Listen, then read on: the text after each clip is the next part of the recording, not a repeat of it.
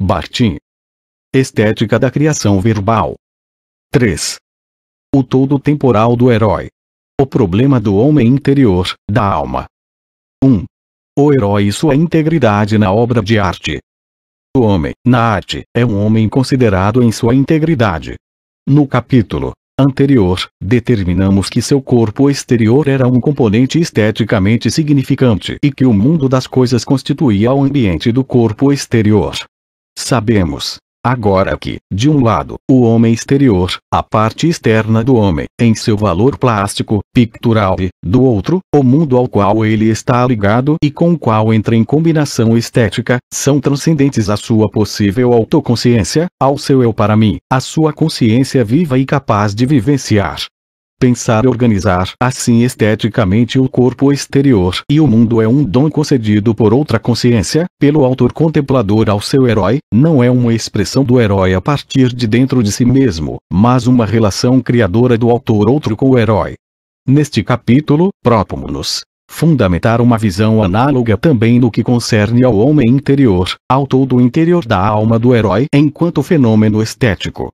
Também a alma, na medida em que é um todo dado da vida interior do herói e é objeto de uma percepção artística, é transcendente à orientação do sentido em sua vida, à sua autoconsciência. Veremos que a alma, enquanto todo interior, um todo dado, atual, inserida no tempo, é estruturada através das categorias estéticas. É o espírito tal como ele aparece, visto de fora no outro. O problema da alma, de um ponto de vista metodológico, pertence à estética e não à psicologia, ciência que opera fora do julgamento e se fundamenta na causalidade, pois a alma, ainda que seu desenvolvimento e sua formação se façam no tempo, constitui um todo valorizado, individual e livre. É um problema que também não pertence à ética, pois o sujeito ético é predado a si mesmo como valor, e por princípio não pode ser dado, atual, não pode ser contemplado. Igualmente predado é o espírito do idealismo, que é estruturado a partir da sensação de si mesmo e de uma relação solitária consigo mesmo. O transcendental da gnoseologia tem um caráter puramente formal, também fundamentado na sensação de si. Deixamos de lado o problema metafísico-religioso. A metafísica só pode ser religiosa, mas não há a menor dúvida de que o problema da imortalidade concerne precisamente a alma e não ao espírito, concerne ao todo valorizado individual de uma vida interior, que transcorre no tempo, que vivenciamos no outro, que é representado na arte por meio da palavra, da cor, do som, concerne a alma situada no mesmo plano de valores que o corpo exterior do outro, um corpo de que não é separada na morte e na imortalidade, a ressurreição da carne. Dentro de mim, não tenho uma alma como um todo valorizado, dado e já atual em mim, em minha relação comigo mesmo, não lido com a alma. Minha autoprojeção, na medida em que emana de mim, não pode gerar a alma, mas apenas uma subjetividade nociva e desordenada, apenas algo que deveria não ser. Minha vida interior, que transcorre no tempo, não pode adquirir para mim a consistência de algo de valor e que devo preservar e perpetuar eternamente, o que, dentro de mim, numa relação pura comigo mesmo, é intuitivamente evidente, é a condenação eterna da alma e, internamente, posso ser solidário apenas dessa condenação. A alma me é concedida como a graça ao pecador, como um dom imerecido e inesperado. No espírito, só poderia perder minha alma, esta só pode ser salvaguardada por uma força que não vem de mim. Segundo quais princípios a alma receberá ordenação, estrutura, forma, sua integridade, numa visão artística ativa. 2. A relação emotivo-volitiva com a determinação interior. O problema da morte de dentro e da morte de fora. O princípio que proporciona forma à alma é o princípio que proporciona, de fora forma à vida interior, a partir do outro. Mais uma vez, o trabalho do artista se efetua nas fronteiras da vida interior, no ponto em que a alma está inteiramente voltada, se volta, para fora. O outro situa-se fora de mim e à minha frente não só exterior, mas também interiormente. Podemos recorrer ao oxímoro e falar de uma posição internamente fora de em frente de relativamente ao outro. Toda a vivência interior do outro, sua alegria, seu sofrimento, seu desejo, suas aspirações, e, finalmente, sua orientação do sentido, ainda que essa vivência não transparecesse no exterior, não se expressasse, não se refletisse em seu rosto, na expressão do seu olhar, e fosse apenas adivinhada por mim, graças ao contexto da vida. Mesmo assim eu só encontraria essa vivência a partir da posição que me situa fora de meu mundo interior, mesmo que, de certo modo, eu viva essa vivência do outro, ela não se refere a mim, não me pertence em particular, fora de meu eu para mim. Ela existe para mim, na existência, é componente valorativo da existência do outro. Quando a vivo fora de mim, no outro, essa vivência comporta uma exterioridade interna voltada para mim, apresenta-me uma face interna que posso e devo contemplar com amor, guardar em minha memória, assim como guardo a lembrança de um rosto, e não do modo que guardo a lembrança de minha própria vivência passada, devo validar, modelar, amar, acariciar com um olhar interior e não com um olhar fisiológico, externo. Essa exterioridade da alma do outro, semelhante a um tênue invólucro carnal, é precisamente o que constitui a individualidade artística, intuitivamente perceptível. O caráter, o tipo, etc., a refração do sentido da existência, a refração e a condensação do sentido na individualidade, a carne interna mortal de que se reveste o sentido, tudo que pode ser idealizado, heroificado, ritmizado, etc. Dá-se habitualmente o nome de compreensão simpática a essa atividade que emana de dentro de nós ante o mundo interior do outro. Cumpre salientar o caráter absolutamente lucrativo, produtivo e enriquecedor da compreensão simpática. A palavra compreensão em sua acepção usual, ingênua e prática, sempre se presta porém à confusão. Não se trata de dar um reflexo exato, passivo, uma duplicação da vivência do outro em mim. Aliás, tal duplicação é impossível, mas da transferência de uma vivência que será situada num plano diferente de valores, numa categoria nova do juízo e da forma. Sofrimento do outro que vivêncio da forma mais concreta se distingue, por princípio, do sofrimento que o outro mesmo vive, ou do meu próprio sofrimento.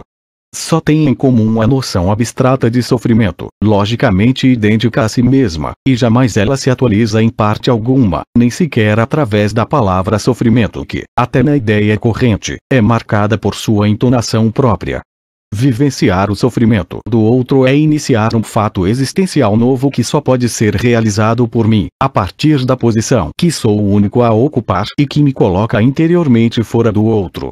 A compreensão simpática não é um reflexo, mas um juízo de valor novo, um aproveitamento da situação que, na arquitetônica da existência, coloca-me fora da vida interior do outro. A compreensão simpática reconstrói o homem interior por inteiro, em categorias estéticas compassivas, para uma nova existência, numa nova dimensão do mundo. Importa, em primeiro lugar, precisar a natureza da relação emotivo-volitiva com a minha própria determinação interna e com a determinação interna do outro, e, acima de tudo, com o próprio ser existência dessas determinações, ou seja, quando se trata do dado da alma, importa proceder à descrição fenomenológica da minha vivência pessoal e da minha vivência do outro, como acontecia quando se tratava do corpo concebido como valor. A vida interior, do mesmo modo que o dado exterior do homem, seu corpo, não é algo indiferente à forma. A vida interior, a alma, adquire sua forma quer na minha autoconsciência, quer na consciência que tenho do outro. Em ambos os casos, o que é propriamente empírico é superado de uma maneira idêntica. O dado empírico da alma, neutro no tocante à forma, é uma construção do espírito dos psicólogos. A alma tem uma forma substancial. Como, através de quais categorias se constituirá essa forma da vida interior na minha autoconsciência, da minha vida interior, e na consciência que tenho do outro, da vida interior do outro? Como sucedia com a forma espacial do homem, a forma temporal, esteticamente significante de sua vida interior, desenvolve-se a partir do excedente da visão temporal que tenho de outra alma, um excedente que abarca o que lhe é transcendente e assegura o acabamento do todo da sua vida interior, e é isso mesmo que corresponde às fronteiras da vida interior, onde ela está voltada para fora e deixa de ser ativa a partir de dentro de si mesma, que corresponde, acima de tudo, às fronteiras temporais. O princípio e o fim da vida não se prestam concretamente à autoconsciência, esta, na ausência de uma visão axiológica e emotivo-volitiva apropriada, não dispõe de qualquer abordagem para os fenômenos do nascimento e da morte que lhes proporcione um valor de acabamento, em termos de argumento romanesco, de lirismo, etc. Em minha vida, vivida por dentro, não posso vivenciar os acontecimentos do meu nascimento e da minha morte. O nascimento e a morte, enquanto meu nascimento e minha morte, não podem tornar-se eventos da minha vida. Como no caso do aspecto externo, trata-se menos da impossibilidade física de viver esses acontecimentos do que da inaptidão para encontrar uma abordagem axiológica para eles.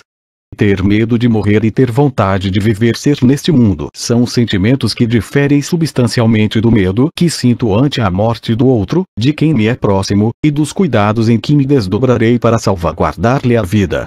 Falta ao primeiro caso que o essencial no segundo, a saber, o procedimento que registra a perda e o desaparecimento da pessoa do outro, determinado por propriedades que ele é o único a apresentar, que registra o empobrecimento do mundo da minha vida onde esse outro estava e onde, agora, ele não está, esse outro único, determinado por suas propriedades, uma perda que, claro, não vivo de maneira egoísta, já que toda a minha vida pode perder seu valor depois que o outro a abandonou.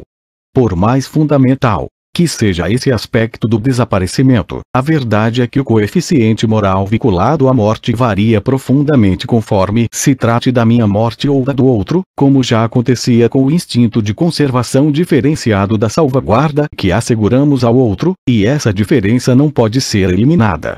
A perda, quando se trata de mim, não significa uma separação de mim mesmo, de um eu amado e determinado por suas propriedades, já que viver ser neste mundo não é tampouco a felicidade de estar comigo mesmo, um eu amado e determinado por suas propriedades. Sou incapaz de vivenciar a imagem do mundo onde vivi e já não estou.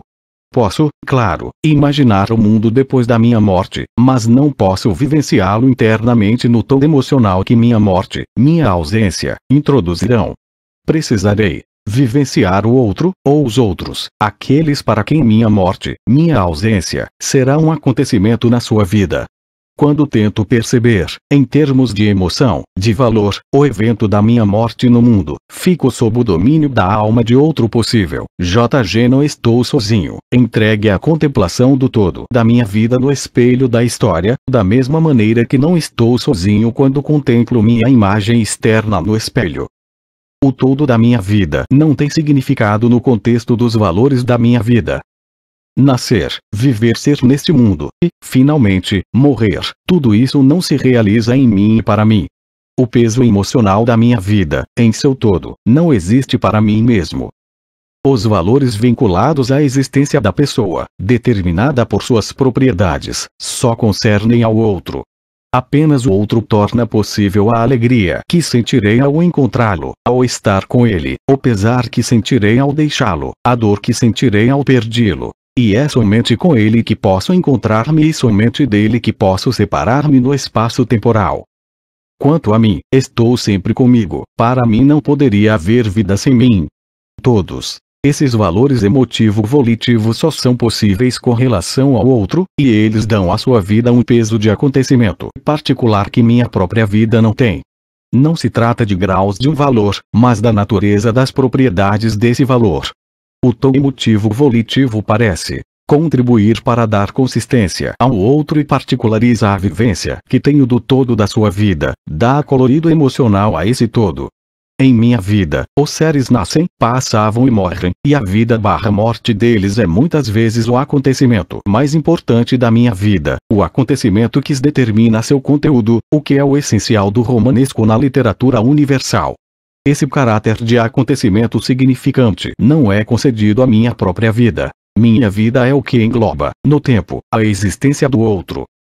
supondo-se que a existência do outro determine incontestavelmente, de uma vez por todas, caráter de acontecimento, ou enredo, da minha vida, supondo-se que a fronteira traçada entre a existência e a inexistência do outro esteja inserida no interior das minhas fronteiras que, por sua vez, nunca me são dadas e, em princípio, escapam à minha própria vivência, supondo-se que eu vivencie o outro, que minhas fronteiras temporais englobam, desde o natus est anno domini até o mortus est anno domini, fica evidente o fato de que esse natus/mortus, em toda a sua concretude e força, não pode ser vivenciado por mim no que diz respeito à minha própria existência. E já que minha vida não pode corresponder a tal acontecimento, minha vida é para mim totalmente diferente da vida do outro e fica evidente que, em seu próprio contexto, o peso do caráter de acontecimento estético da minha vida se apaga, e que seu valor e seu sentido se situam num plano totalmente diferente.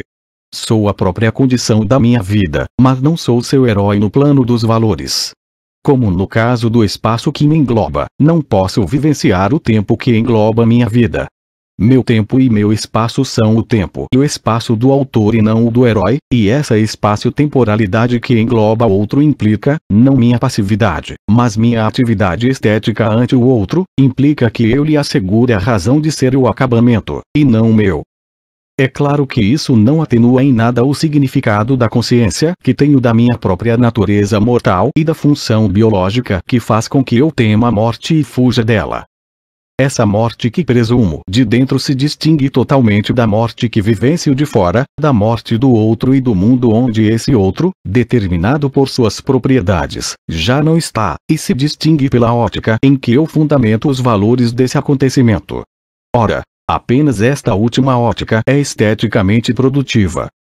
Minha atividade prossegue ainda depois da morte do outro, e o princípio estético prevalece sobre o princípio moral e prático. Tenho à minha frente o todo de sua vida, liberta do futuro temporal, dos objetivos e dos imperativos. Depois do enterro, depois da lápide funerária, vem a memória. Possuo toda a vida do outro fora de mim e é aí que começa o processo estético significante, em cujo fim o outro se encontrará fixado e acabado numa imagem estética significante. O enfoque emotivo volitivo que preside a evocação do finado engendra as categorias estéticas mediante as quais se elabora a forma do homem interior, e do homem exterior, pois é somente graças a tal ótica que posso ter uma abordagem axiológica para o todo temporal já concluído da vida exterior e interior do homem. Repetimos, o importante não é dispor de um material completo sobre a vida, de todos os fatos de uma biografia, mas dispor de uma abordagem axiológica que permita dar forma estética ao material, o caráter de acontecimento da vida de uma dada pessoa. A memória que tenho do outro e de sua vida difere, em sua essência, da contemplação e da lembrança da minha vida. Essa memória vê a vida e seu conteúdo de uma forma diferente, e apenas ela é produtiva. A lembrança e a observação da minha própria vida podem fornecer-me os elementos de um conteúdo, mas não podem suscitar uma atividade geradora da forma e do acabamento. A memória de uma vida passada, a antecipação de seu fim não é excluída, possui a chave de ouro que assegura o acabamento estético do outro. A abordagem estética da pessoa antecipa-lhe, poderíamos dizer, a morte, predetermina-lhe o futuro e oculta o destino imanente a toda determinação interior. A memória faz com que a abordagem se opere numa ótica de valores e de acabamento. Até certo ponto, a memória não tem esperança, mas, em compensação, só ela é capaz de formular, sem levar em conta a finalidade e o sentido, um juízo sobre uma vida inteiramente presente em sua realização e seu acabamento. As fronteiras temporais da vida, ainda que virtuais, instauram o valor que, entre todos, proporciona uma abordagem da vida acabada do outro, mesmo que esse outro, na realidade, for chamado a sobreviver a mim. Se a percepção que tenho dele for marcada com a chancela da sua morte ou da sua virtual ausência, esse dado introduzirá uma modificação das formas mediante as quais se condensará a sua vida, no desenvolvimento temporal que o insere dentro de tais fronteiras. A presunção moral e biológica dessas fronteiras, do interior de mim, é desprovida de semelhante alcance transfigurador e, a fortiori, desprovida do conhecimento teórico de meus próprios limites temporais que ela implica. Quando as fronteiras são dadas, a vida pode ser redistribuída e modelada de modo totalmente diferente, assim como um desenvolvimento especulativo se estrutura diferentemente conforme a solução já for adquirida, é o dogma que é adquirido, ou for o próprio objeto da investigação. Uma vida determinada, livre das garras do porvir, do Fu 123 Turo, da finalidade e do sentido, torna-se emocionalmente mensurável, musicalmente expressiva, basta-se a si mesma e a sua própria atualidade no mundo. O que nela constitui o já determinado assume valor de determinação. O sentido não nasce nem morre. Uma sequência de sentido, ou seja, a tensão ético-cognitiva peculiar à vida no interior dela mesma, que a vida representa não pode ser nem iniciada nem acabada.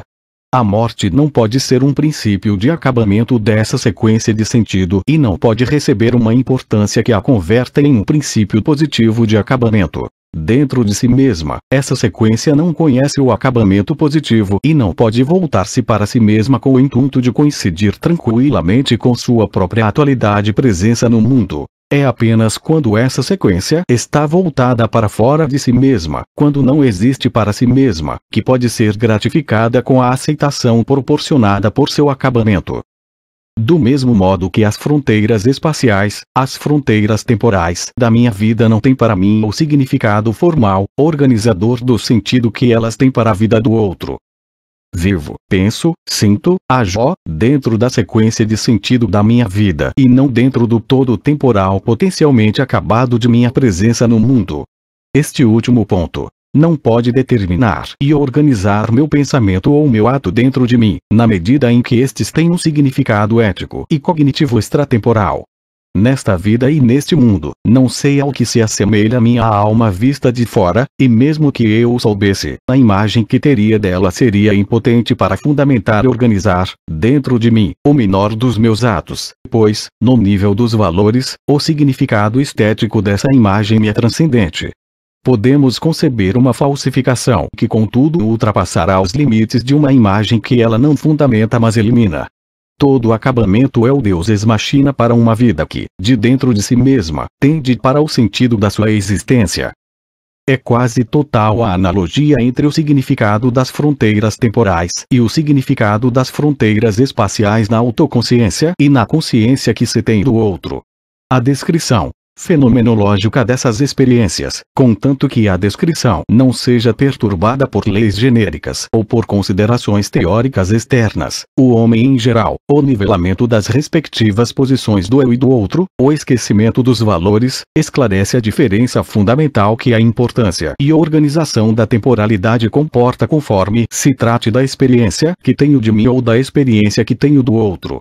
O outro é mais ultimamente ligado ao tempo, não se trata, claro, do tempo regulado pela matemática e pelas ciências exatas, o que nos levaria de volta a outra generalidade sobre o homem. Ele está por inteiro inserido no tempo, assim como se alojava por inteiro no espaço. Na vivência que posso ter dele, nada virá perturbar a continuidade temporal de sua existência. Quanto a mim, não estou por inteiro no tempo, e minha maior parte, de um modo intuitivo, evidente, vivo afora do tempo. Uma base imediata me é dada no sentido. Essa base imediata não me é dada quando se trata do outro que eu alojo por inteiro no tempo, enquanto vivo a mim mesmo no ato que engloba o tempo. Na qualidade de sujeito de um ato que pressupõe o tempo, estou fora do tempo. O outro sempre se situa à minha frente na qualidade de objeto, sua imagem externa se insere no espaço, sua vida interior se insere no tempo. Na qualidade de sujeito, jamais coincido comigo mesmo. Eu, como sujeito do ato pelo qual tomo consciência de mim, ultrapasso os limites do conteúdo desse ato. E, longe de ser uma visão do espírito, é uma perspectiva intuitivamente vivida que adquiro, de que disponho, que me faz evadir fora do tempo, fora do dado, fora da atualidade finita. Evidentemente, não me vivencio por inteiro no tempo.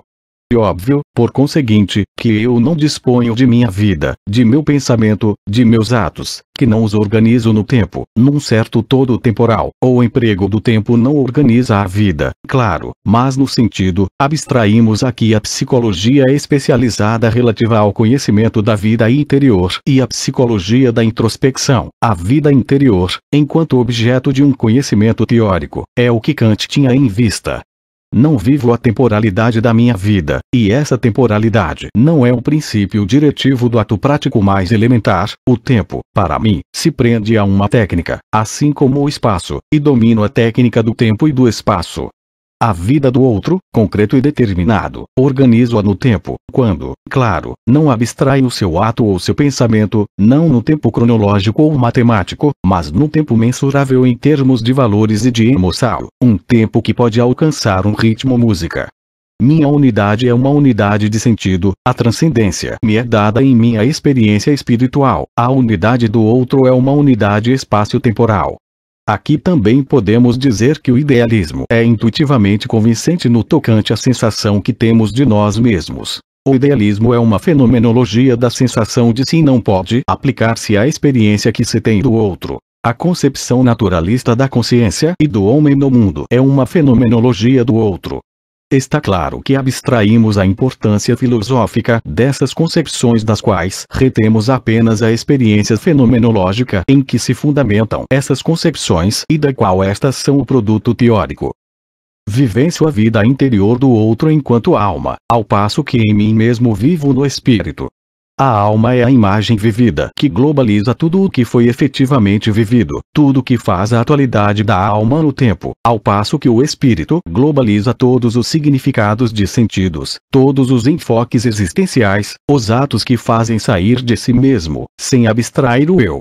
Na sensação que tenho de mim, o que é intuitivamente convincente é a imortalidade de sentido do espírito, na sensação que tenho do outro, o convincente é um postulado da imortalidade da alma, ou seja, da imortalidade da determinação interna do outro, de sua face interna, a memória, objeto de amor, sem levar em conta o sentido, o que se iguala ao postulado da imortalidade da carne, objeto de amor em Dante.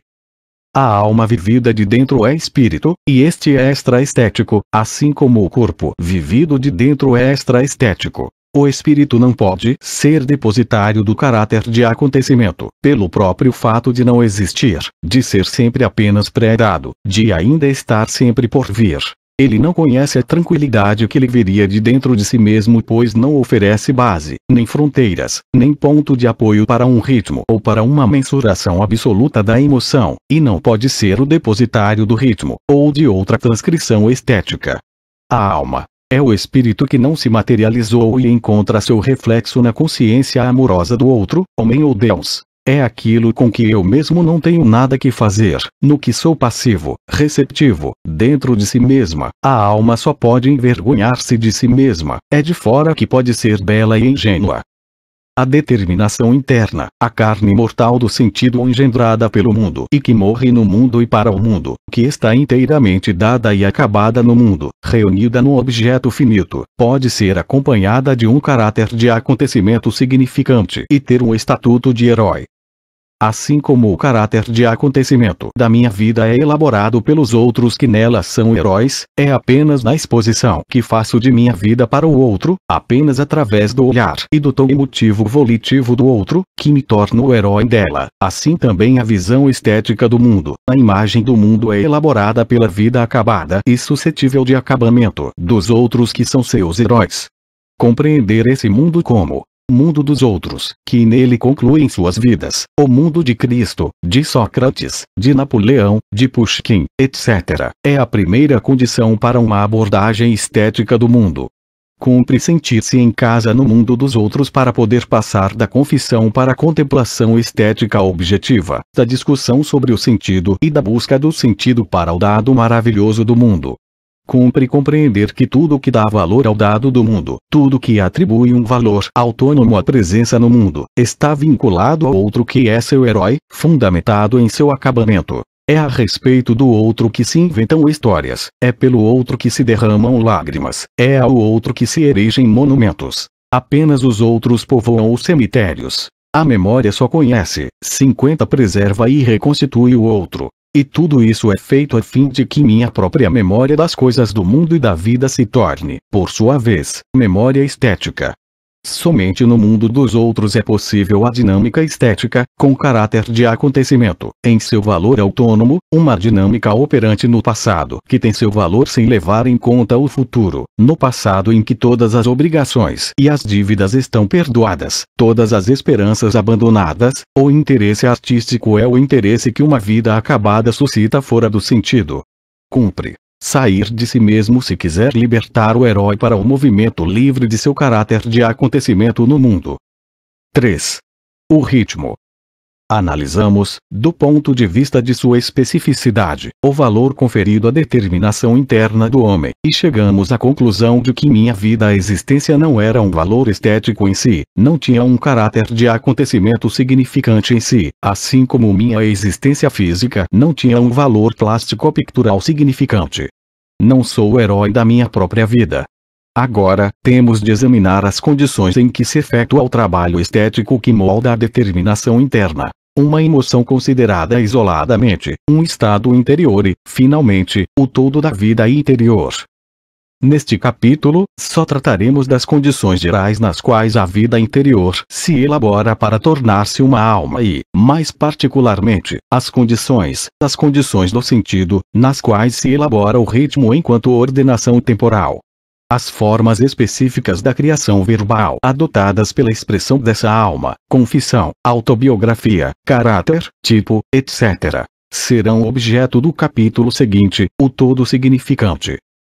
Como no caso da sensação interna do movimento físico externo, o movimento interno, a postura, a emoção, também é desprovido de um significado que o determine e só é vivido através de sua própria atualidade.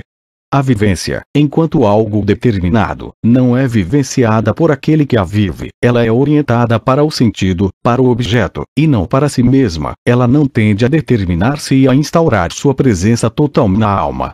Vivência objeto de meu pavor como objeto apavorante, o objeto de meu amor como objeto agradável, o objeto de meu sofrimento como objeto penoso. O grau da determinação cognitiva não é, claro, essencial para nosso intuito, mas não vivencio meu pavor, meu amor, meu sofrimento.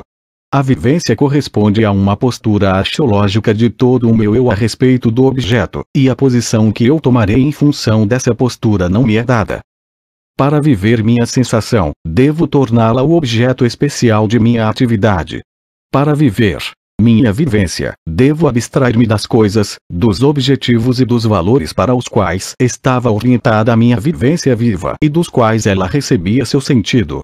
Para viver meu pavor em sua determinação interna, e não em sua materialidade, devo deixar de ter medo. Para viver meu amor em sua atualidade interna, devo deixar de amar. Não se trata de uma impossibilidade psicológica, de uma exiguidade da consciência, mas de uma impossibilidade situada no nível dos valores e do sentido. Para fazer que minha vivência em si, minha carne interna, se torne meu próprio objeto, devo sair dos limites do contexto de valores no qual se efetuava minha vivência, devo situar-me noutro horizonte de valores.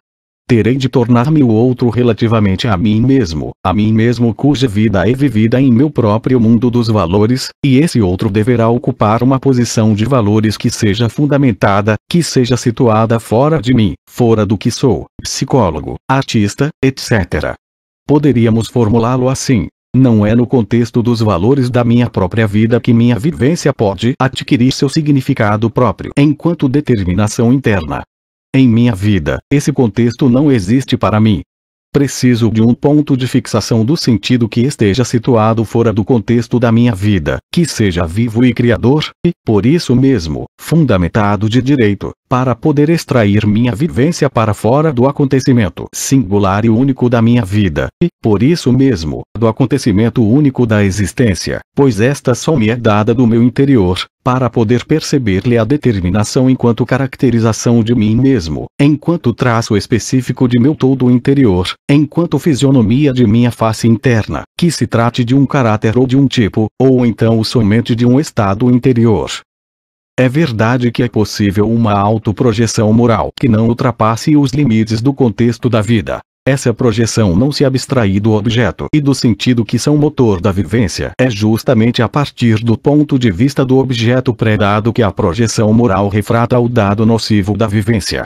A autoprojeção moral ignora o dado positivo, a atualidade em seu valor próprio, pois, do ponto de vista do predado, o dado é sempre nocivo, inconveniente. O que me cabe no dado da vivência é a subjetividade nociva do ponto de vista do objeto significante para o qual está orientada a vivência. É isso que explica que, na autoprojeção moral, o dado interior só pode ser percebido através do todo arrependimento. Ora, uma reação de arrependimento não cria uma imagem estética significante da vida interior em sua integridade. Do ponto de vista da significação coerciva do próprio predado, tal como ela se me defronta em toda a sua seriedade, a existência interior não encarna, mas distorce, subjetiva, o sentido, ante o sentido, a vivência não pode tranquilizar-se e bastar-se a si mesma de um modo justificado.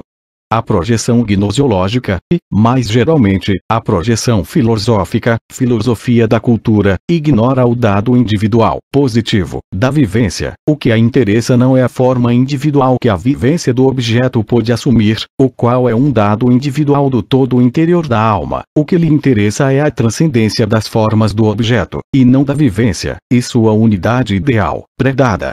O que me é próprio em minha vivência é da alçada da psicologia. Ora, esta abstrai totalmente o peso axiológico do eu e do outro, o que o singulariza. A psicologia só conhece a individualidade possível, Ebbinghaus. O dado interior não se destina a uma contemplação, mas a uma investigação que opera sem levar em consideração valores na unidade de um conjunto predado, regido pelas leis psicológicas. A minha vivência só se torna um dado positivo, suscetível de ser contemplada, graças a uma abordagem estética, porém ela não é minha, não está em mim e para mim, mas no outro. Porque em mim a luz imediata que lhe proporcionam o sentido e o objeto impede que sua atualidade fique tranquila, fixe-se e condense-se, e impede que ela se torne o centro de valores de uma contemplação que lhe conferirá direitos com um estatuto que não abonará na qualidade de uma finalidade, no sistema das finalidades práticas, mas na qualidade de uma não finalidade interior. Apenas a determinação interna atende tal atribuição, pois opera por amor e sem levar em conta o sentido. A contemplação estética deve abstrair-se das coerções da significação do sentido e da finalidade. O objeto, o sentido e a finalidade deixam de ser valores imperativos para tornarem-se mera caracterização do dado de uma vivência indexada de seu valor intrínseco. A vivência é o rastro do sentido na existência, o reflexo do sentido refratado pela existência. Em seu interior, a vivência não vive por si mesma, mas desse sentido situado fora dela e que é o objeto de sua apreensão, sem o que ela não existiria. A vivência é uma relação com o sentido e com o objeto e não existe fora dessa relação. Ela nasce enquanto carne interior, espontânea e ingenuamente, por conseguinte, não para si mesma mas para o outro, para quem se torna objeto de contemplação, sem levar em conta a significação do sentido, torna-se uma forma que tem valor e cujo conteúdo é o sentido. O sentido se submete aos valores da existência individual, a carne mortal da vivência. A vivência, claro, leva consigo o reflexo do sentido que lhe é predado, sem o que ficaria vazia, mas encontra o acabamento positivo sem levar em conta esse sentido marcado pela coerção de sua própria irrealização, da irrealização existencial. Para conseguir a consistência estética, para conseguir determinar-se de modo positivo, a vivência deve ser purificada de todos os acréscimos não solúveis do sentido, de tudo o que é transcendentalmente significante, de tudo o que pensa a vivência no contexto objetivo, sempre predado do mundo e da cultura e não no contexto de valores de um dado indivíduo e de uma vida suscetível de acabamento. Todos esses elementos devem ser imanentes à vivência, reunidos numa alma concluída, acabada, devem ser encerrados e fechados nesta, na unidade individual interna que ela constitui de modo visível. Apenas tal alma pode ser alojada na atualidade do mundo e combinar com esse mundo. Apenas uma alma assim condensada pode tornar-se herói esteticamente significante no mundo. Essa libertação que me liberta do predado que me sobrecarrega é impraticável a respeito da minha própria vivência, da minha aspiração, da minha ação. A presunção do Futuro que marca minha vivência, minha ação, em sua finalidade e sentido, desagrega a determinação interna que enrijece meu esforço. Em meu caminhar, nenhuma vivência se torna para mim uma vivência autônoma, determinada, suscetível de ser adequadamente descrita e expressa através da palavra ou mesmo através da ressonância de uma tonalidade determinada. Em meu interior, não poderia haver outra tonalidade senão a da prece, da súplica e do arrependimento. Ademais, essa inaptidão para a tranquilidade e para a determinação tem um caráter de princípio. Demorar-se amorosamente em uma vivência, em minha tensão interna, a fim de aclará-la e determiná-la, e também investir uma energia emotivo-volitiva para aclará-la e determiná-la. Tudo isso seria trair a seriedade coerciva do sentido finalidade da tensão interna, seria fazer o ato passar do nível do pré-dado vivo para o nível do dado. Se quiser perceber-lhe a carne significante, devo ir além dos limites de minha tensão interna, situar-me fora dela. Para consegui-lo, não me basta ir além dos limites de uma vivência dada, temporalmente isolada das outras, a demarcação de um sentido dependeria de uma sistematização ou de uma imanentização estética do sentido que tivéssemos amputado de seu significado, o que é possível quando uma vivência se afasta de mim para o passado temporal e situa-me, então, temporalmente fora de /A. Quando se trata de determinar a vivência e de dar-lhe uma forma estética, essa exotopia temporal não basta. É necessário ir além dos limites do dado que vive. Pensa essas vivências isoladas de um todo. Em outras palavras, é necessário ir além dos limites da alma dada que as vive. A vivência deve retirar-se ao passado absoluto, ao passado do sentido, sem nada perder do contexto de sentido ao qual era intimamente imbricada e no qual era pensada. Somente com essa condição será possível insuflar a duração à vivência de uma tensão interna, fazer dela um conteúdo quase perceptível à contemplação, fazer com que o caminho do ato possa ser transcrito, determinado, amorosamente condensado e medido pelo ritmo. Ora, tudo isso só sucede graças à atividade de outra alma, no contexto englobante de seus próprios valores e finalidades. Para mim mesmo, nenhuma das minhas vivências, nenhuma das minhas tensões internas poderiam retirar-se ao tempo absoluto, ao passado do sentido, ao abrigo do futuro, tendo recebido sua razão de ser e seu acabamento sem levar em conta esse futuro, pois é precisamente a mim que encontro em uma vivência dada. Não recuso reconhecê-la como minha na unidade única da minha vida, ligo ao futuro do sentido, torno-a não indiferente a esse futuro, transponho sua razão de ser e sua realização últimas para o porvir, que ainda não pode ter solução. Na medida em que estou vivo nela, ela ainda não existe inteiramente. Chegamos assim ao problema do ritmo. O ritmo é uma ordenação dos valores do dado interno, de sua atualidade. O ritmo não é expressivo no sentido exato do termo, não expressa a vivência, não é fundamentado do interior dessa vivência, não é uma reação emotivo-volitiva ao objeto e ao sentido, mas uma reação a essa reação. O ritmo não é figurativo, pois não está em relação direta com o objeto, mas com a vivência do objeto, com a reação a este, sendo por isso que a importância material dos elementos se acha diminuída nele. O ritmo pressupõe uma imanentização de seu próprio sentido à vivência como tal, de sua própria finalidade e a tensão interna como tal. O sentido e a finalidade devem ser apenas um elemento da vivência tensão em seu valor próprio. O ritmo pressupõe uma imanentização de seu próprio sentido à vivência como tal, de sua própria finalidade e a tensão interna como tal. O sentido e a finalidade devem ser apenas um elemento da vivência tensão em seu valor próprio. O ritmo pressupõe certa predeterminação da tensão interna, do ato, da vivência, certa desesperança do sentido. O ritmo supera o futuro real, absoluto, irremediável, incerto, e supera a própria fronteira entre o passado e o futuro, e o presente, claro, em proveito do passado. O futuro do sentido se dissolve num passado e num presente que lhe predeterminam o princípio artístico, pois, de fato, o autor contemplador engloba sempre um todo temporal. Situa-se mais tarde não só no tempo, mas também mais tarde no sentido.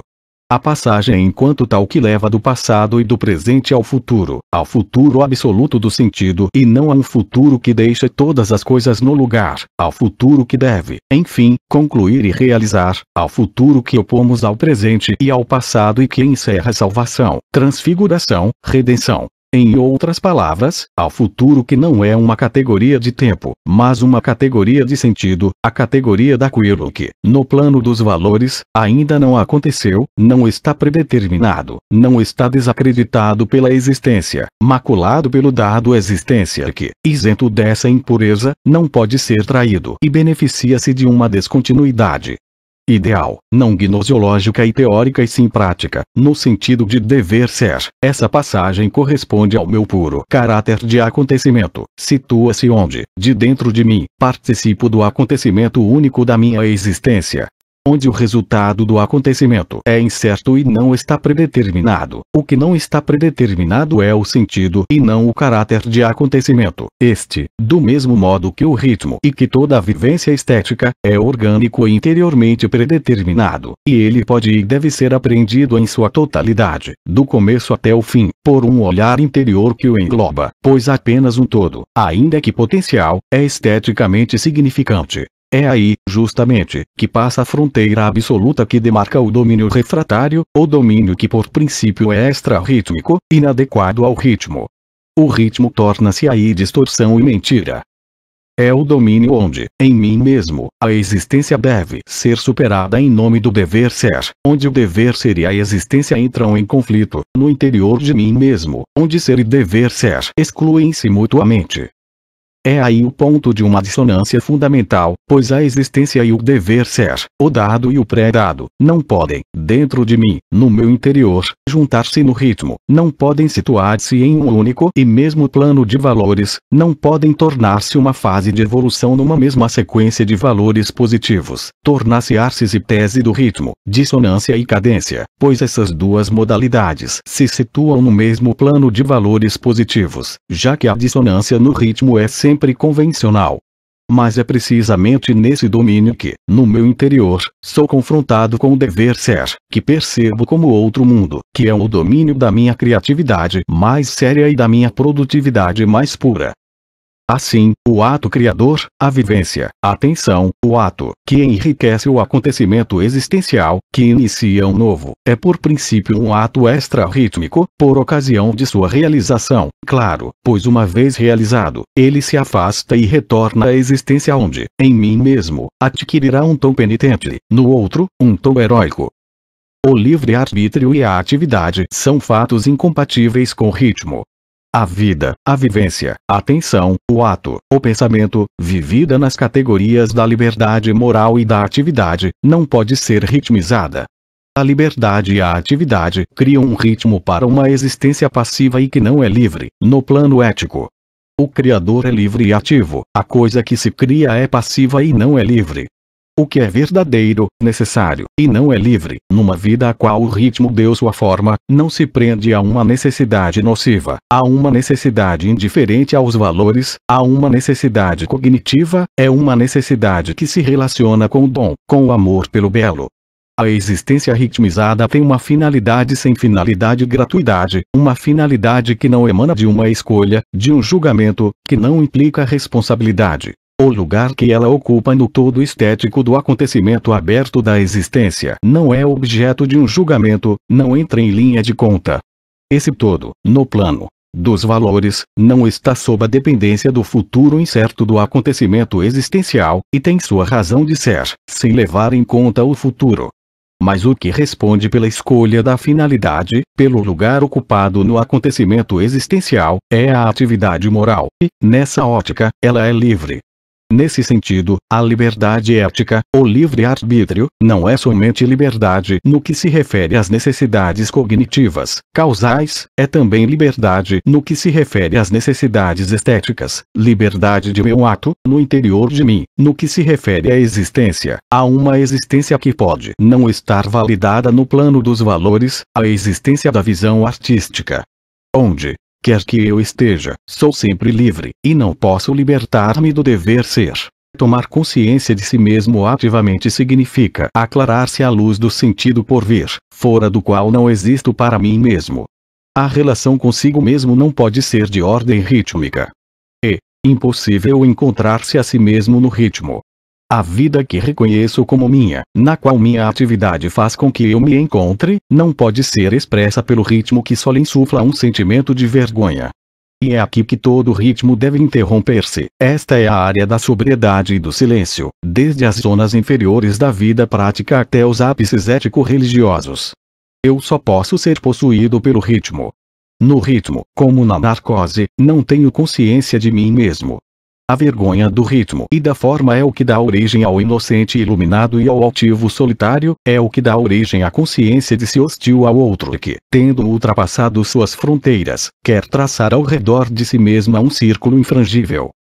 Na existência interior do outro, tal como é vivida por mim, vivida de modo ativo, na categoria da alteridade, o que, de um lado, pertence à existência e, do outro lado, ao dever ser, não se situa numa relação conflituosa de hostilidade, mas se constitui num conjunto de fatos que entram em fusão orgânica num único e mesmo plano dos valores. O outro se beneficia de um crescimento orgânico do sentido. Sua atividade é heróica para mim e se encontra agraciada pelo ritmo, pois para mim ele pode inserir-se por inteiro no passado e sinto-me autorizado a libertá-lo do dever ser, que não opõe seu imperativo categórico senão a mim mesmo, dentro de mim. O ritmo é uma forma de relação possível com o outro mas não consigo mesmo, não me sendo possível nenhuma postura axiológica. Através do ritmo, abraço e amo a temporalidade que condensou os valores da vida mortal do outro. Quando há ritmo, há duas almas, mais exatamente, alma e espírito, há duas atividades. Uma está ocupada em viver a vida e tornou-se atividade passiva para o outro que, permanecendo ativo, ocupa-se em dar uma forma a essa vida e celebrá-la. Às vezes, saio de mim mesmo no plano dos valores, vivo no outro e para o outro, e então posso participar do ritmo, mas nele sou, de um ponto de vista ético, passivo para mim mesmo. Na vida, participo do cotidiano, dos costumes, da nação, da humanidade, do mundo terreno, em toda parte, vivo aí os valores no outro e para o outro, eu revesti os valores do outro, e aí minha vida pode submeter-se a um ritmo, submeto-me lucidamente ao ritmo, aí minha vivência, minha atenção interna, minha palavra, tomam lugar no coro dos outros. Porém, no coro, meu canto não se dirige a mim, sou ativo só a respeito do outro e passivo ante a atitude do outro para comigo. Estou ocupado em trocar dons e faço-o com desinteresse. Sinto em mim o corpo e a alma do outro. Quando a finalidade do movimento e do ato se encarna no outro ou então é coordenada com o ato do outro, durante um trabalho em comum, por exemplo, também minha ação entra no ritmo que não criei para mim, mas do qual participo para o outro. Não é minha natureza, mas a natureza humana em mim que pode ser bela, e a alma humana, harmoniosa. Nesse ponto de nossa análise, podemos desenvolver com mais detalhes o que dissemos anteriormente acerca da diferença existente entre minha própria temporalidade e a temporalidade do outro. Na relação comigo mesmo, vivo o tempo de modo extra-estético. O dado imediato dos significados do sentido, fora dos quais jamais posso perceber ativamente algo como meu, não me proporciona um princípio de acabamento da minha temporalidade. Não é que, nessa experiência vivida de mim mesmo, o sentido ideal, extratemporal, seja indiferente ao tempo, mas ele lhe opõe o futuro do sentido a título daquilo que deve ser, em oposição ao que já é. A temporalidade e a duração se opõem ao sentido como algo que ainda não está realizado, que ainda não é definitivo, ainda não é todo. É a única maneira que temos de viver a temporalidade, o dado da existência diante do sentido. A consciência que percebesse seu total acabamento temporal, que percebesse que o que é tudo o que há, tal consciência, não saberíamos o que fazer com ela nem como viver com ela. A respeito da minha própria vida que já fosse assim concluída, eu não poderia ter o menor escopo ativo. Essa consciência concluída pode estar presente na minha alma, a consciência da minha natureza concluída, sem que me organize a vida. Muito pelo contrário, o viver vivente de que essa consciência é objeto, lucidez, pressão dos valores, extrai os recursos de sua atividade nas coerções do predado com os quais ele é confrontado e é o único a organizar a realização interior da vida, transformando o possível em real. Esse futuro absoluto do sentido que me opõe seus valores e faz frente a toda a minha temporalidade, a tudo o que é já aqui em mim, não é o futuro temporal que continua a mesma vida, mas um futuro em que é sempre possível e necessário transformar formalmente essa vida, atribuir a ela um novo sentido, a última palavra da consciência. O futuro do sentido é hostil ao presente e ao passado como ao que é insensato, hostil como é a tarefa ao fato de estar irrealizada ainda, como é o dever ser a existência, como a remissão ao pecado. Nada na atualidade já aqui pode tornar-se, para mim, algo de autossatisfeito, que já recebeu sua razão de ser. Minha razão de ser situa-se sempre no futuro, e essa razão de ser, assim perpetuamente situada à minha frente, arrebata-me meu passado e meu presente em sua pretensão de serem uma atualidade já aqui, instalada, de ficarem tranquilos no dado, de bastarem-se a si mesmos, de serem a verdadeira realidade da existência, de serem substancial inteiramente meu eu, de determinarem-me exaustivamente na existência, a pretensão de meu dado de ser todo o meu eu, todo o meu verdadeiro eu em pessoa, o dado usurpador de identidade. A realização futura não é para mim uma continuação orgânica, um crescimento de meu passado e de meu presente e o coroamento deles. Ela representa, pelo contrário, a eliminação, o cancelamento deles, da mesma maneira que a graça não é motivo de um crescimento orgânico da natureza pecadora do homem. O que no outro é aperfeiçoamento, categoria estética, em mim é novo nascimento. Em mim mesmo, vivo sempre perante a exigência tarefa absoluta que me é atribuída, e aproximo-me dela segundo modalidades que são nada graduais, relativas, parciais. A exigência que me faria viver de tal modo que cada momento da minha vida pudesse ser também seu momento derradeiro, o momento de seu acabamento e, ao mesmo tempo, ser também o momento inicial de uma nova vida, é para mim uma exigência irrealizável por princípio, porque ela se prende, de uma forma atenuada, de certo, mas que não deixa de ser vigorosa, a uma categoria estética, a relação com o outro. Para mim mesmo, não há nada que possa ser impregnado de uma satisfação tal que eu possa conceber um acabamento fundamentado da minha vida e um começo justificado de uma nova vida. Aliás, em que nível dos valores poderiam situar-se este fim e este começo? A própria exigência, assim que a admito, torna-se uma tarefa basicamente irrealizável a cujo respeito sempre ficarei numa necessidade absoluta. Para mim mesmo, só é possível a história da minha queda, ao passo que a história de meu reerguimento gradual é por princípio impossível. O mundo do futuro do sentido não é da mesma natureza que o mundo de meu passado e de meu presente. Cada um dos meus atos, cada uma das minhas ações internas ou externas, o ato-sentimento, o ato cognitivo, situa-se perante esse futuro porque ele é puro sentido significante e porque meu ato que dele procede jamais se realiza nele, sendo sempre pura exigência para meu eu, um eu circunscrito no tempo e na história. Na medida em que se trata, não do valor que a vida tem para mim, mas do meu próprio valor para mim mesmo, e não para os outros, que introduzo esse valor no futuro do sentido. Minha autoprojeção nunca é realista, não conheço a forma do dado a respeito de mim mesmo. A forma do dado deturpa radicalmente a imagem de minha existência interior.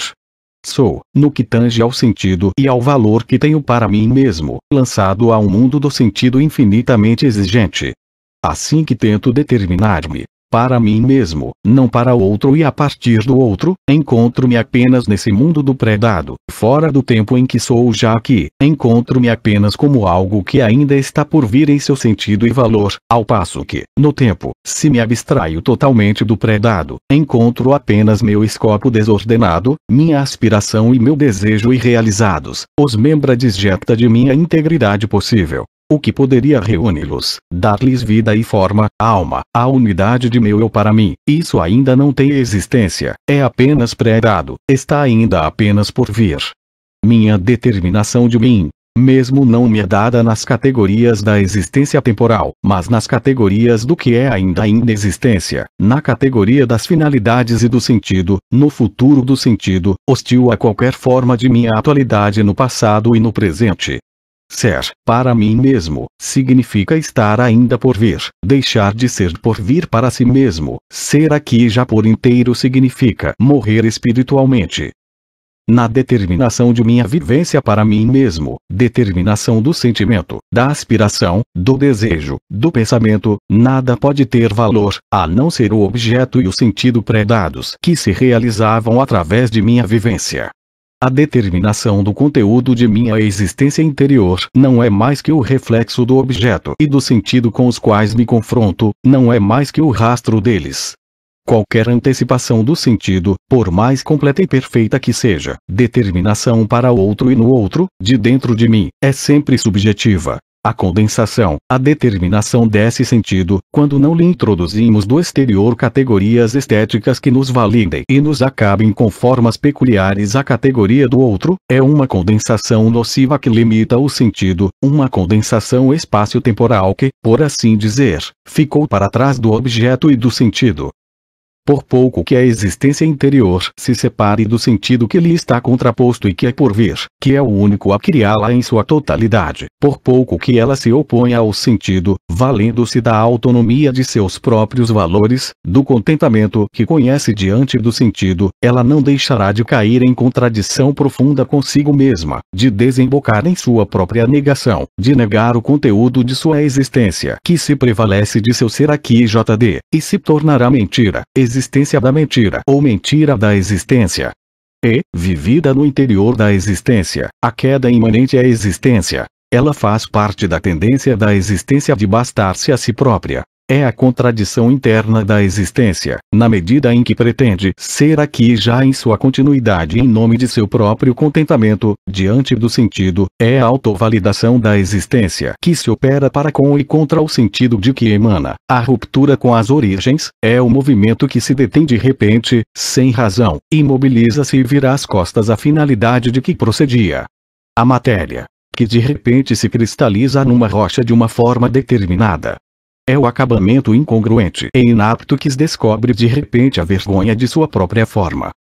No outro, entretanto, vivo essa determinação da existência interior e exterior como uma passividade infeliz e necessitada, como uma aspiração a existir, a estar neste mundo, como uma sede ingênua de existir custe o que custar.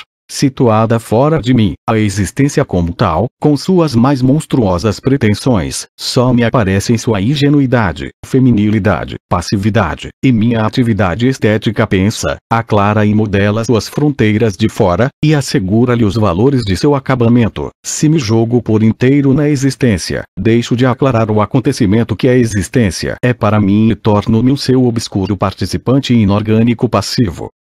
Uma efetiva vivência interior minha, na qual tomo parte ativa, não pode ser tranquila, deter-se, terminar-se, findar-se, acabar-se, não pode escapar à minha atividade, cristalizar-se de repente numa existência autônoma, concluída, com a qual minha atividade nada mais teria a ver, pois o que vivo é vinculado às coerções do pré-dado, e, de dentro, nunca pode deixar de ser vivido, ou seja, não posso livrar-me da minha responsabilidade para com o objeto e o sentido. Não posso deixar de ser ativo no objeto, pois isso seria subtrair-me ao que constitui meu próprio sentido, seria transformar-me numa máscara da minha própria existência, seria pregar-me a mentira de mim mesmo. Posso esquecer o objeto e então ele deixa de existir para mim, mas, se o guardo na memória, em seu valor, será no nível do que lhe é predado e não do que o faz já aqui. Para mim, a memória é memória do futuro, para o outro, memória do passado. Minha consciência está sempre ativa, perpassa de modo contínuo todas as vivências, por elas serem minhas e ela nunca abandona nada, reanimando as vivências que tendem a separar-se e a procurar o seu acabamento. É nisso que reside a responsabilidade que me cabe, a fidelidade que provo a mim mesmo em meu futuro, em meu escopo. Tenho de minha vivência uma memória ativa que se exerce no nível de valores do objeto e do sentido pré-dado, e não no nível de seu conteúdo atual, tomado isoladamente, ou seja, no nível daquilo que havia pensado sua emergência em mim. Com isso renovo indefinidamente o que era pré-dado a cada uma das minhas vivências, junto-as todas, junto todo o meu eu no futuro perpetuamente por vir e não no passado. Para mim, minha unidade é uma unidade perpetuamente por vir. Ela me é um só tempo dada e não dada. Conquisto-a à viva força à custa de minha atividade. Não é a unidade de meu haver e de minhas posses, mas a unidade de meu não haver e minhas não posses. Não é a unidade segundo a qual eu já existo, mas a unidade segundo a qual eu ainda não existo.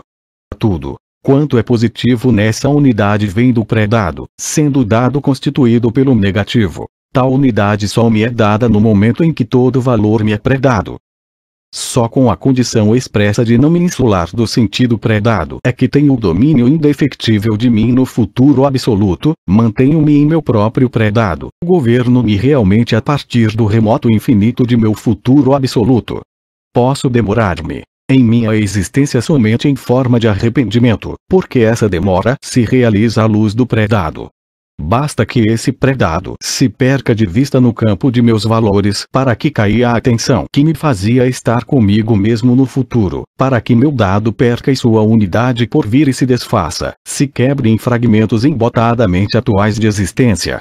Então nada mais resta senão buscar refúgio no outro, e, a partir do outro, ajuntar os pedaços desparceirados de meu próprio dado que servirão para criar uma unidade que terei parasitariamente acabado na alma do outro à custa de sua energia. Em mim mesmo, o espírito terá desagregado a alma. Assim é que é vivenciada a temporalidade numa percepção de si que tenha conseguido alcançar a pureza absoluta da relação consigo mesmo, o escopo dos valores do espírito. De resto, numa consciência mais ingênua em que o eu para mim ainda não se diferenciou nitidamente, a consciência da antiguidade, no campo da cultura, determino-me também em termos de futuro. Ao que se deve então essa segurança interior que me faz olhar de frente, me faz levantar a cabeça, me faz manter-me erguido. Seria ao dado puro, não completado nem prolongado pelo esperado e pelo pré-dado. Também nesse caso, vemos o orgulho e o contentamento se apoiarem na antecipação deles mesmos, e o centro dos valores na autodeterminação interna é transferido para o futuro. Tenho vontade de parecer maior do que eu sou na realidade, é um fato, mas também é um fato que não posso ver-me em meu presente, não posso jamais acreditar até o fim que sou somente o que sou efetivamente aqui e agora, e completo-me com o que está no porvir, com o que deve ser, com o que é esperado. É somente no futuro que se situa o centro de gravidade efetivo de minha própria autodeterminação. Por mais ingênua e aleatória que seja a forma que o que deve ser e o que é esperado podem revestir, o importante é que eles não se situam aqui, nem no passado, nem no presente. E o que quer que eu obtenha no futuro, mesmo que seja tudo o que anteriormente eu antecipara, o centro de gravidade de minha determinação não deixará de ser arrastado numa evolução que o impelirá para a frente, para o futuro, e eu me apoiarei em meu próprio porvir. Não há nada no presente, mesmo o orgulho e o contentamento, que não se complete por conta do futuro. O que se revela através de um discurso satisfeito, seria a tendência de se antecipar a si mesmo. A consciência que tenho de ainda não existir no que é o essencial de mim mesmo vem a ser o princípio organizador de minha vida vivida em meu interior, em minha relação comigo. O fundamento insensato do princípio que faz com que eu não coincida comigo condiciona a forma de minha vida por dentro. Não aceito a minha atualidade. Creio insensata e implicitamente em minha não coincidência com esta minha atualidade interior. Eu não poderia fazer a conta de mim mesmo e, ao chegar ao total, dizer: pronto, está tudo aqui e não falta nada onde quer que seja e no quer que seja, já estou aqui por inteiro. O que está em questão não é a morte, pois morrerei de qualquer modo, mas o sentido. No mais fundo de mim, vivo na fé e na esperança do milagre de um novo nascimento. Não sei alojar toda a minha vida no tempo, não sei inserir-lhe sua razão de ser e seu acabamento integral. Uma vida que recebeu seu acabamento temporal fica desesperançada do ponto de vista do sentido que lhe insufla sua dinâmica. Dentro de si mesma, a vida é desesperançada, e a graça de uma razão de ser só pode vir-lhe de fora, sem levar em conta o sentido que ela não tiver atingido. Enquanto a vida não se interrompe no tempo, para si mesma, ela não termina, interrompe-se, ela continua vivendo em seu interior na fé e na esperança em sua não coincidência consigo mesma, em seu sentido por vir. É isso que torna a vida insensata, pelo ângulo de sua atualidade real, pois essa fé e essa esperança não são fundamentadas em nada. Daí o caráter suplicante dessa fé e dessa esperança, do interior da própria vida, sou tão suplicante ou arrependido. Dentro de mim mesmo também essa fé e essa esperança insensata são minha última palavra na vida, e diante de meu dado, só tenho a oração e o arrependimento. Em outras palavras, é na necessidade que se acaba o dado, ao qual só resta, em última instância, a oração e o arrependimento, e a última palavra que nos é dada vem de Deus. É a redenção ou a condenação. Minha última palavra carece de qualquer energia positiva capaz de dar-me minha razão de ser, meu acabamento. Esteticamente ela é improdutiva. Com ela volto-me para fora de mim mesmo e entrego-me ao perdão do outro, é o sentido da confissão nos últimos sacramentos. Sei perfeitamente que há no outro esse mesmo princípio insensato de não coincidência consigo mesmo, esse mesmo inacabamento da vida. Porém, para mim, esta não é sua última palavra. Cito-me fora dele e a última palavra, a palavra do acabamento, me pertence. Essa palavra é exigível de minha exotopia concreta, uma exotopia no tempo, no espaço e no sentido, a respeito da vida do outro em seu todo, com sua orientação de valores e sua responsabilidade. Graças a essa posição exotópica, o que era possível na ordem das coisas físicas e impossível de operar em si mesmo e para si mesmo, torna-se possível também na ordem moral, a saber, torna-se possível validar valores, aceitar todo dado da existência interior do outro em sua atualidade. Para mim, sua não coincidência consigo mesmo, enquanto tal, e sua tendência para situar-se fora de seu próprio dado apenas comprovam sua existência interior, são apenas componentes do dado e da atualidade em sua alma, que me parece condensar-se em uma carne muito tênue que eu abraço com meu carinho. Situados no ponto exotópico, eu e o outro nos encontramos mutuamente numa contradição factual absoluta, onde, dentro de si mesmo, o outro nega a si mesmo, nega seu dado existência. Eu, a partir do lugar que sou o único a ocupar na existência, fixo como valor e válido essa mesma atualidade que é objeto de sua negação, uma negação que não é, para mim, senão uma modalidade de sua atualidade. Aquilo que o outro tem direito de negar em si mesmo é o que tenho direito de validar e de salvaguardar nele. Por isso, sou a causa da geração de sua alma num novo plano de valores da existência. O centro dos valores na visão que o outro tem de sua própria vida e na visão que eu tenho dela não coincide. No acontecimento existencial, essa contradição recíproca dos valores não pode ser eliminada. Ninguém poderia ocupar uma posição neutra acerca de mim e do outro. O ponto de vista abstrato cognitivo ignora os valores. Ora, uma orientação axiológica implica que ocupemos, relativamente a ela, o lugar que somos os únicos a poder ocupar no acontecimento único da existência, implica que nos encarnemos. O juízo de valor é sempre uma tomada de posição individual na existência. O próprio Deus teve de encarnar-se para amar, sofrer e perdoar, teve, por assim dizer, de abandonar um ponto de vista abstrato sobre a justiça. A existência se instaura, de uma vez por todas, entre mim, que sou único, e todos aqueles que são os outros para mim. A posição está tomada e, daí em diante, qualquer ato e qualquer juízo só podem ser feitos a partir dessa posição que eles postulam enquanto tais. Sou o único em toda a existência a ser eu para mim, e todos os demais são os outros para mim. Tal é a posição fora da qual, para mim mesmo, não há, e não poderia haver, um valor qualquer, fora da qual não tenho acesso ao acontecimento existencial. É aí que teria começado, para mim, e começa sempre, qualquer acontecimento, seja ele qual for.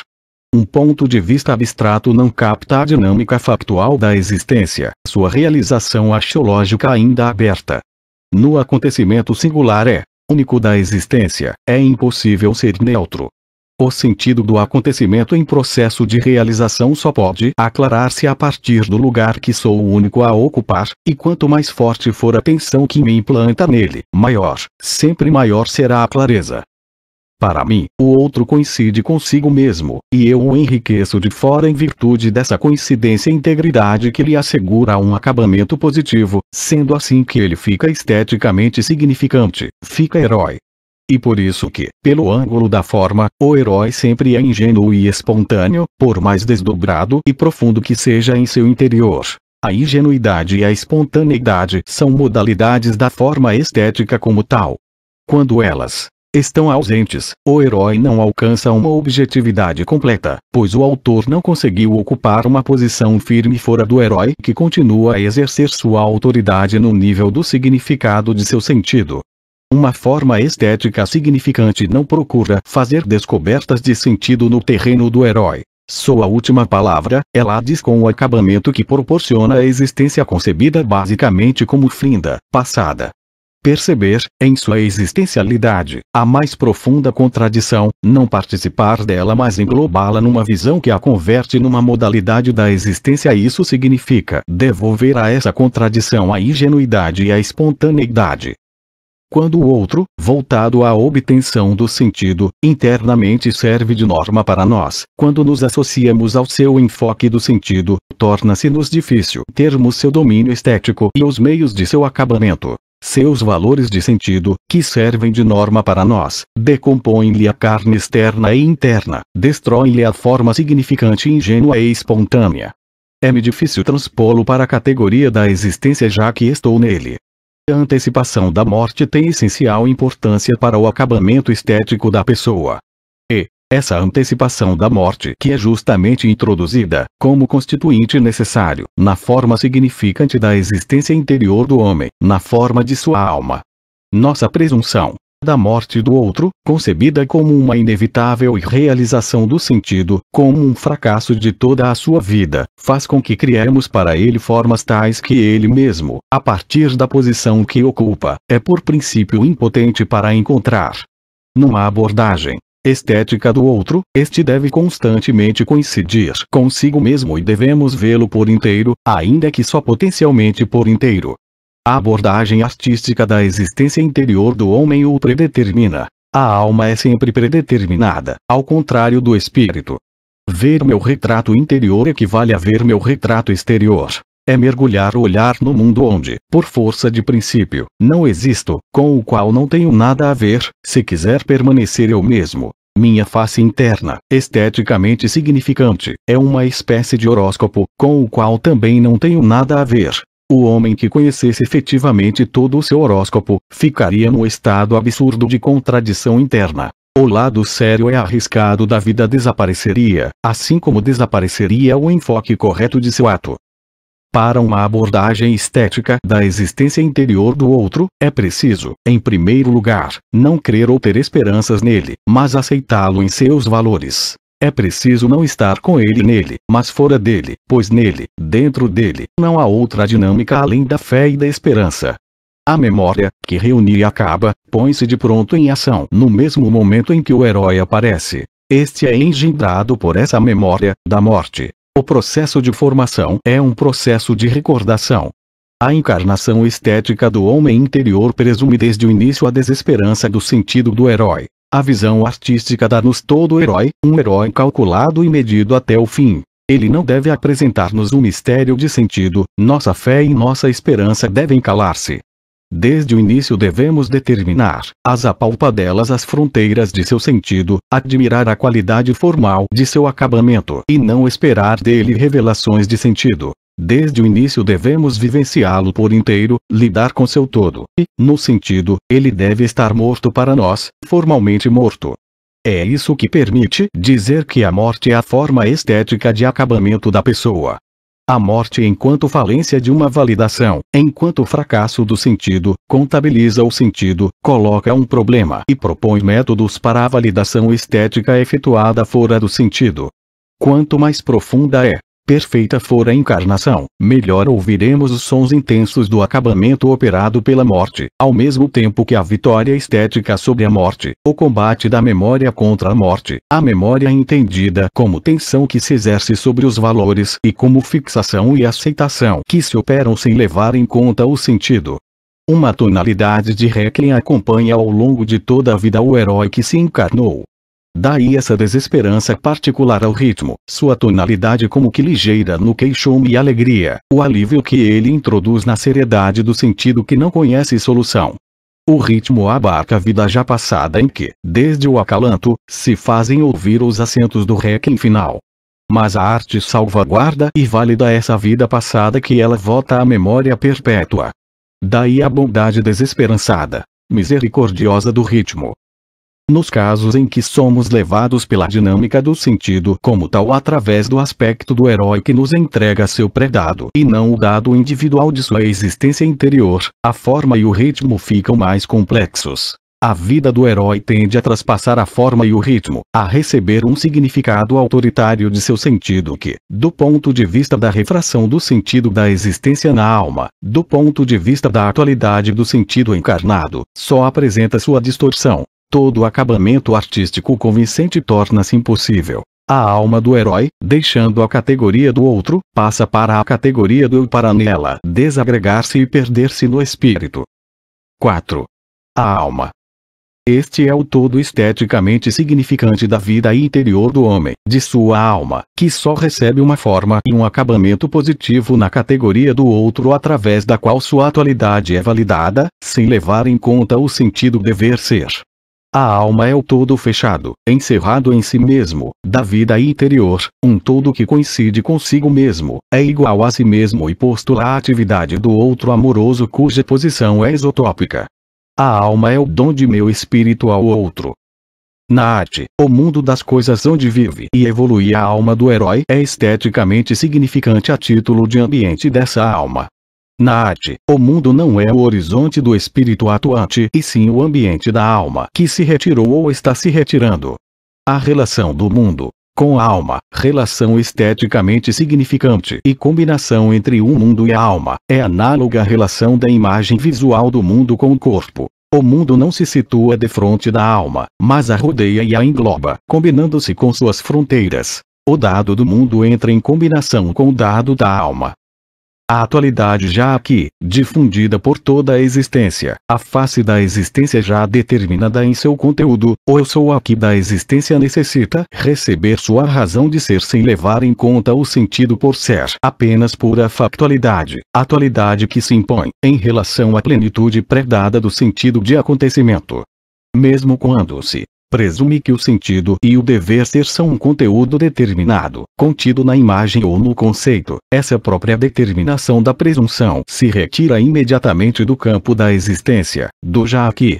Qualquer encarnação do sentido por vir do acontecimento existencial, em sua determinação, no que já está expresso de sua face, é apenas factual e não tem sua razão de ser justamente pelo fato de ele ser já aqui.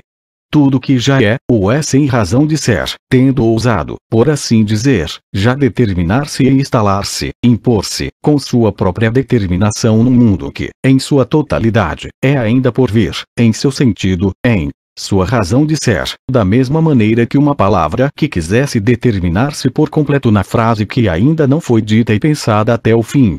O mundo inteiro, pelo fato de ele já ser, é já aqui, quando ele pretende coincidir consigo mesmo, com seu próprio dado, ficar tranquilo e independente do porvir, quando a existência é autossuficiente, não suporta uma crítica do sentido que lhe seja imanente. O pensamento enunciado é mentira, o mundo real, abstraindo-se o que é por vir e predado e ainda não está enunciado, é um sentido já enunciado, já expresso do acontecimento existencial, o mundo em sua atualidade, em seu já aqui, é expressão, é uma palavra já proferida, já emitida. A palavra proferida envergonha-se de si mesma à vista do sentido que lhe competia expressar, se, afora esse sentido com que ela se confrontava, não existir nenhum outro valor. Enquanto a palavra não fora proferida, podia-se crer e ter esperanças. Ora, ela enfrentava uma amplidão de sentido muito coerciva, mas eis que ela é proferida, que está aqui por inteiro, com toda a sua carga de uma concretude existencial que se impõe, e aí está, e tudo, não há nada mais. Na palavra proferida, ouvem-se os acentos do desespero de já haver sido pronunciada, a palavra proferida é a carne mortal do sentido. A existência, já aqui no passado e no presente, é apenas a carne mortal do sentido por vir que o acontecimento existencial comporta, do futuro absoluto. É desesperançada, fora de sua realização futura. Porém o outro está por inteiro neste mundo, é seu herói, e sua vida se realiza inteiramente neste mundo. Ele é osso dos ossos e carne da carne do mundo atual, já aqui, fora do qual ele não existe. Em torno do outro, enquanto mundo desse outro, a atualidade da existência encontra sua validação e seu acabamento positivo sem levar em conta o sentido. A alma se funde com o dado do mundo, entrelaça-se a ele e o sacraliza. A mim, o mundo apresenta a face de seu predado, do que ainda é sua irrealização. É o horizonte da minha consciência atuante, voltada para frente. A vista do futuro, a carne do passado e do presente é atacada em sua firmeza e em seu valor intrínseco. O mundo, em seu dado, não adquire um significado positivo para mim senão enquanto ambiente do outro. Todas as determinações e as caracterizações do mundo que lhe asseguram o acabamento, nas artes e numa filosofia da estética 148K, são feitas através dos valores do outro que é seu herói.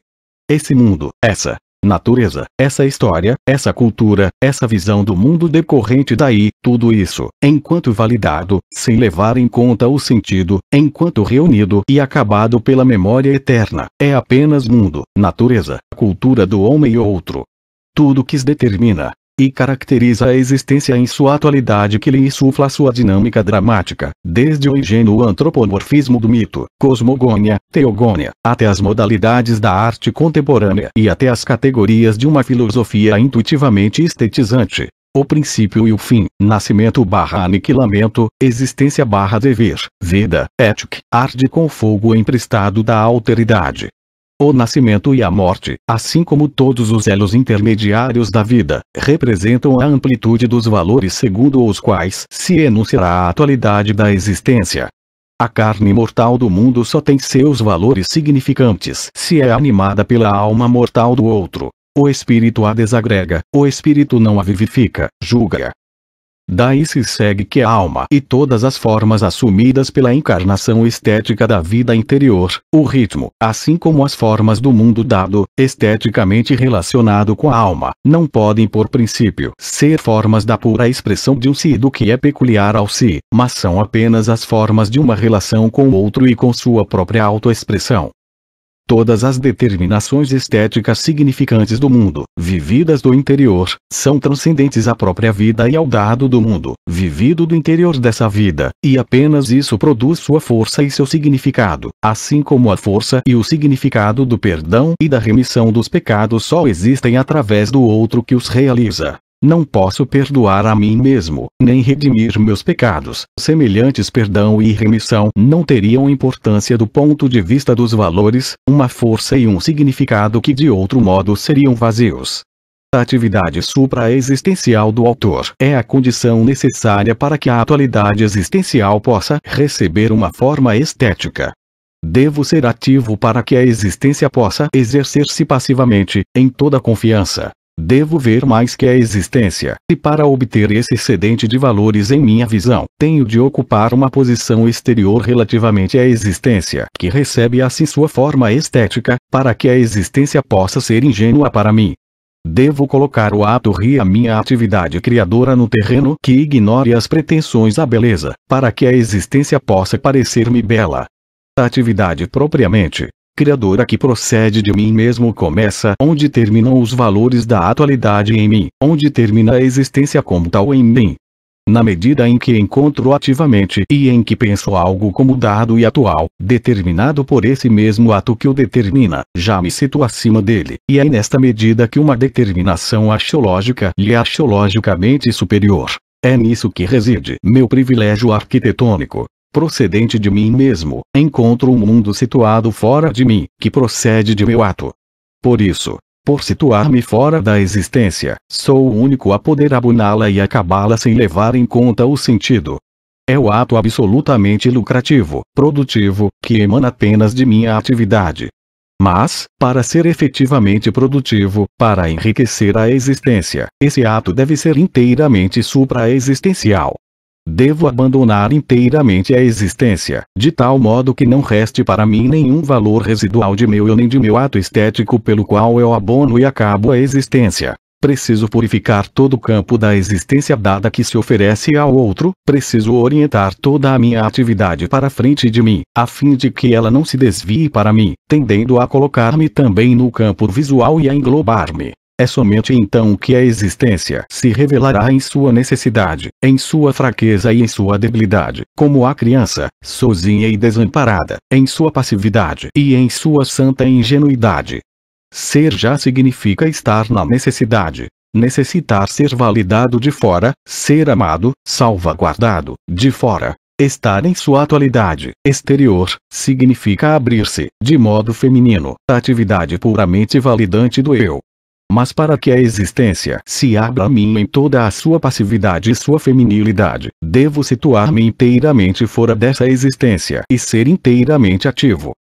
A existência, sendo já aqui em sua atualidade, expressa, enunciada, já me é dada numa atmosfera de necessidade e de vazio que não pode ser preenchido de dentro dela mesma, mediante sua própria energia, e sua atividade se reduz a ser passivamente oferecida à atividade procedente de mim. Toda a configuração das fronteiras de seu sentido me é dada com uma evidência tangível. A existência, em sua atualidade, solicita, implora, exige de mim essa tensão com que é marcada a relação exotópica que posso estabelecer com ela. E essa atividade, que se deve à minha exotopia, deve realizar-se através de uma validação completa da existência, sem levar em conta o sentido apenas em proveito da existência, e é este o ato pelo qual a passividade feminina e a ingenuidade da atualidade existencial se tornam beleza.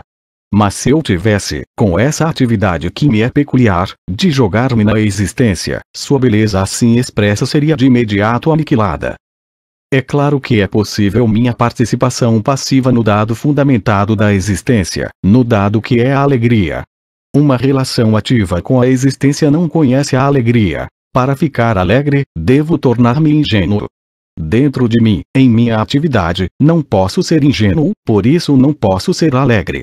Apenas a existência é ingênua e alegre, mas não a atividade. Esta é desesperadamente séria, desprovida de solução. A alegria é o estado mais passivo, mais indefeso e lastimável da existência. Até o mais sábio sorriso é lamentável e feminino, ou então, se for autossatisfeito, é o do usurpador. Apenas em Deus e no seio do mundo é-me possível a alegria, isto é, quando me sinto no direito de participar da existência através do outro e para o outro, quando sou passivo e sou beneficiário do domingo é minha. Alteridade que se alegra em mim e não para mim. E apenas a força ingênua e passiva da existência pode conhecer o trunfo é sempre irrupção inorgânica. É em Deus e no seio do mundo que posso viver o trunfo e não em mim mesmo. Posso apenas refletir a alegria da existência validada dos outros. O sorriso do espírito é reflexo de sorriso e não sorriso que aflui de dentro, reflexo da alegria e do sorriso na geografia e na pintura de ícones. É na medida que tenho o direito de participar do mundo da alteridade que sou passivamente ativo nele. A dança oferece uma imagem clara dessa atividade passiva. Na dança, minha exterioridade, que só é visível ao outro e só existe para os outros, funde-se com minha atividade orgânica interna que se percebe a si mesma. Na dança, tudo que é interior em mim tende ao exterior, tende a coincidir com a exterioridade. É na dança que me consolido mais na existência, que participo mais da existência dos outros. O que dança em mim é minha atualidade, validada em seu valor do exterior, é minha sofianidade, é o outro que dança em mim. O domínio é claramente vivido na dança, o domínio da existência. Daí o significado ritual da dança nas religiões da existência. A dança é o limite extremo da minha atividade passiva, que se exerce todavia em quase toda parte da vida. Sou passivamente ativo quando o meu ato não é condicionado pela pura atividade operante sobre o sentido exercida pelo meu eu para mim, mas que tem sua razão de ser na própria atualidade da existência, da natureza, quando não é o espírito, ou seja, o que ainda não existe, não é predeterminado, o que é insensato do ponto de vista da atualidade existencial, mas essa atualidade existencial que faz sua atividade inorgânica irromper em mim. Atividade passiva é condicionada pelas forças já dadas, atuais, é predeterminada pela existência. Ela não enriquece a existência com o que é por princípio inacessível de dentro da própria existência, não modifica o sentido da face que a existência apresenta. A atividade passiva não transfigura nada do ponto de vista formal. Isso que expusemos acentua o traçado das fronteiras entre o autor e o herói, entre o portador do conteúdo de sentido da vida e o portador de seu acabamento estético. O que havíamos formulado acima sobre a combinação estética entre a alma e o corpo fica assim inteiramente fundamentado. O espírito e o corpo interior podem entrar em conflito, mas não pode haver conflito entre a alma e o corpo que se estruturam nas mesmas categorias de valores e expressam uma única e mesma relação, criadora, ativa, com o dado do homem.